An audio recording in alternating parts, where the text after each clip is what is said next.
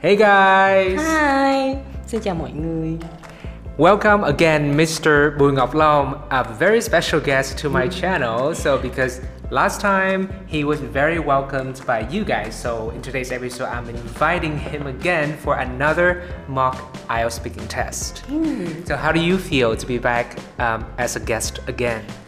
I'm quite nervous, yeah, actually. You have the most elegant and captivating speaking style, and all viewers are just crazy about you. So really? A lot of them have requested that I invite you again, and here you are. In this episode, I'm going to ask you a few, random IELTS questions, Okay. and I'm gonna throw at you also a random speaking part 2 topic. And let's see how you're gonna, navigate your way through these questions. A bit tricky, right? Okay, so give us your best. All right, let's get started. Okay. First of all, let's talk about getting lost, a very recent topic in IELTS speaking. So have you ever got lost? I gotta say no if I'm not mistaken, is I am the kind of person who has a good sense of direction and particularly a good memory, which actually allow me to find ways extremely easily in case you put me in some unfamiliar places. And honestly, while some people tend to get frustrated when they are lost somewhere, I like to see it as a blessing in disguise, as who knows, I might have a great chance to discover something new or exciting ahead. So how can you find the way if you ever get lost? Well, given Google Maps, as well as some sophisticated navigational systems pre-installed on my phone, getting lost is what I consider a super rare phenomenon. Or even in a worst case scenario where there is no internet connection. Oh my God, what should I do? But I'm still confident to say it doesn't matter.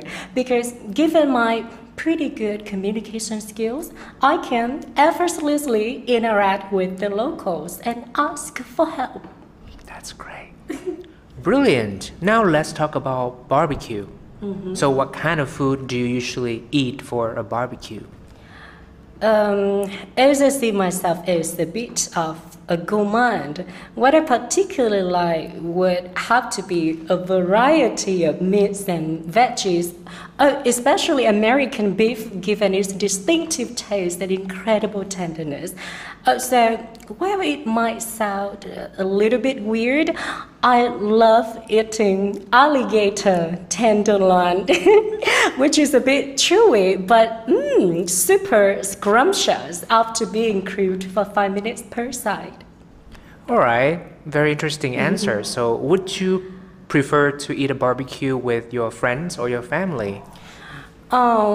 Even though I already knew barbecuing is one of the best ways to bond with our family members as well as relatives, I find it way more enjoyable to barbecue with my friends since we are kind of on the same wavelength. I mean, we can freely talk about loads of silly things in life without fear of being judged or criticized, specifically in terms of language or even attitude.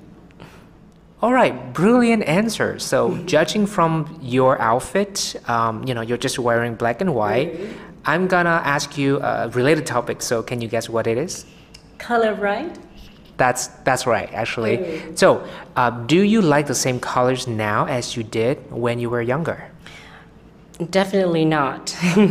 Since as a child, I was super attracted to some vivid or flamboyant colors like yellow or even pink. However, when I grew up, especially since I graduated from university, I've just gravitated towards some subdued and pastel hues like white or mint green, as I guess, my life philosophy has changed and no longer that I want to draw people's attention to what I was putting on. Yeah, but you draw people's attention from the way that you carry yourself, the way you speak, for sure, and your voice too. Thank you. All right. So, what can you tell about people from the way that they, choose their colors? such an interesting question. I'm not too sure about that. But I usually think of colors as a means of exhibiting one's personality traits or displaying how you're feeling today as well. By which, albeit not 100% correctly, we can identify something. For example, if somebody wears, bright colors, they can probably be an approachable and outgoing character, like I am.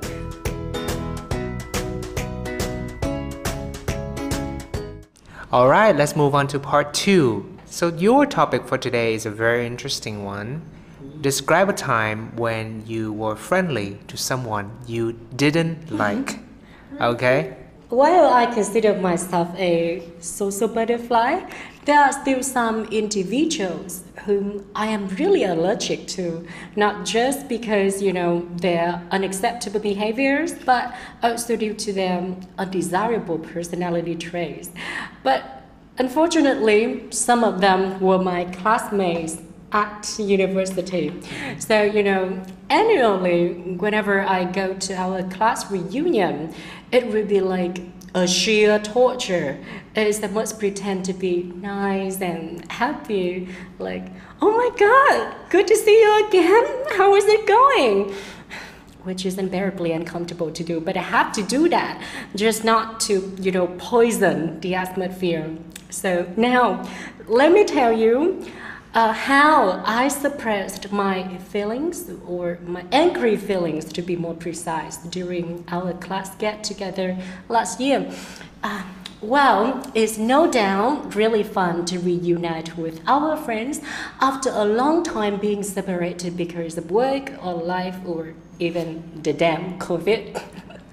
Okay, and in a lovely local coffee shop, when me and my friends were kind of reminiscing about the beautiful memories of our student life, one of our classmates came and suddenly he yelled at me, "Long, you look so fat. Have you got another lover?"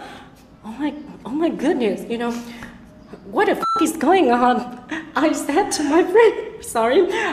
But, that behavior was just beyond impolite, right? He was so rude to not only body shame me, but also intrude upon my privacy in front of loads of people without any consideration. Well, such a bintery. However, just for the sake of maintaining the convivial atmosphere, I just kept silent, looking at him and smiling. But I was not over. He continued, choosing me as the subject to make fun of, which actually made me extremely awkward, not to mention really, really annoyed. So I decided to leave the reunion earlier than I expected because, I was almost at the limits of my endurance. I couldn't take it anymore. Sometimes I just suppose if there was no human on earth except for him, I would rather die than engaging in a conversation with him. Yeah, thank you for listening. Wow, that was like the most vivid account that I've heard. So that was true. That was true. Yeah. No wonder you were. Based on true story. No wonder you were so expressive. And how did you feel after venting all that anger? I don't know. Feel any better? Have you ever shared this story with anyone else? After unleashing an avalanche of angry feelings, I actually feel a lot better. Yeah, so you were about to leave, but no, we were still doing the test. Yes. Okay, thank you so much for that amazing story. All right, thank you, Long, for participating in this, little informal mock test. And thank you for that amazing story. And thank you guys for watching until this moment. So, if you like this video, please give it a big thumbs up, leave a comment, and share this video, okay? And don't forget to subscribe to my channel for future videos because I'm going to invite him along again for further, storytelling experiences, okay? So it's my pleasure. So yeah, thank you so much for joining me, and you guys take care, and I'll see you guys in the next videos. Okay, bye.